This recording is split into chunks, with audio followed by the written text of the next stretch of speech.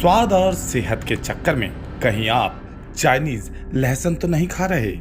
अगर ऐसा है तो सावधान हो जाइए, वरना स्वाद की जगह आप अपने शरीर को बीमार कर लेंगे।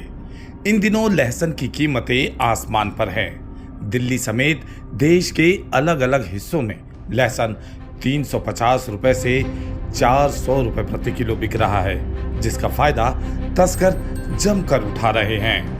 वो तस्करी कर सस्ते चीनी लहसुन को भारतीय फल सब्जी मंडियों में बेच रहे हैं। इसका खुलासा उस वक्त हुआ जब भारत नेपाल सीमा पर मोतिहारी बॉर्डर से 640 टन यानी 64,000 किलो लहसुन जब्त किया।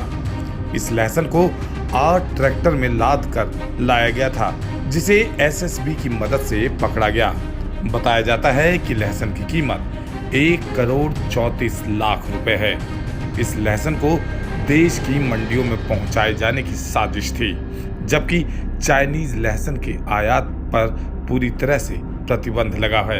एपीएमसी को तो पता ही नहीं है, उनको गाइडलाइंस ही नहीं मिली हुई कि ये चाइनीज लहसुन बैन है, तो इसको आप गेट पास ही ना काटें।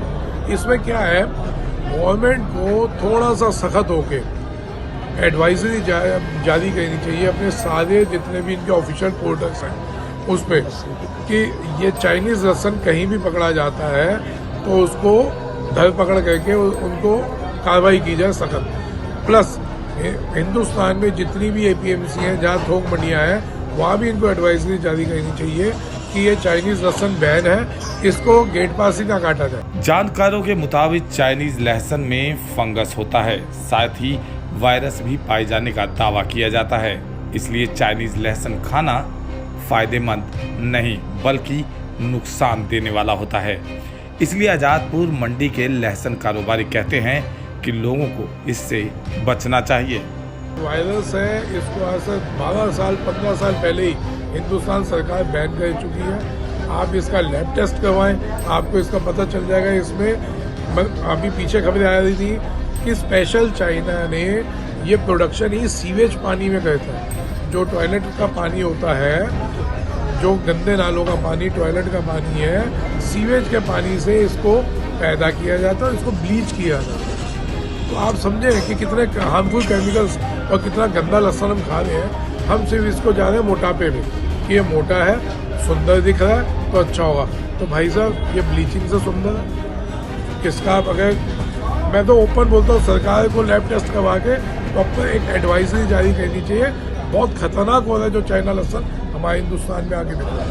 अब आप सोच रहे होंगे कि लहसुन भारत में उगा है या फिर चाइनीज है, इसकी पहचान कैसे होगी? दरअसल भारत में उगे लहसुन की कली ज्यादा मोटी नहीं होती, साथ ही देखने में ज्यादा साफ दिखाई नहीं देती। लेकिन चाइनीज लहसुन की कलियां ज्यादा मोटी होती हैं और उसमें एक खास तरह की चमक होती है। ये तो है हमारा हिंदुस्तानी लहसुन, देखिए आप नीचे दिखाइए आप, ये इंडियन गार्लिक है, ये हो गया, ये हो गया। सुंदर उतना नहीं है जितना चाइनीज लहसुन आता है। ये है हिंदुस्तान का लहसुन। अब ये देखिए, मैं बेचता नहीं इसलिए मेरे पास होगा नहीं। ये है चाइनीज लहसुन, ये अच्छे से ध्यान से देख लीजिए। तो ये चीज़ को थोड़ा आप अवॉइड करिए। अब ऐसा ही लहसुन हिमाचल का पैदा होता है, लेकिन वो होता है अब 2 महीने बाद होगा ऐसा लहसुन। उसकी आड़ में चाइनीज लहसुन को सप्लाई किया जाता है।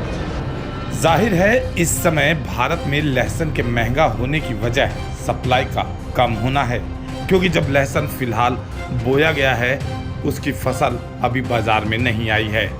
लहसुन की सप्लाई कम होने की वजह से तस्कर इसका ज़्यादा फायदा उठाना चाहते हैं।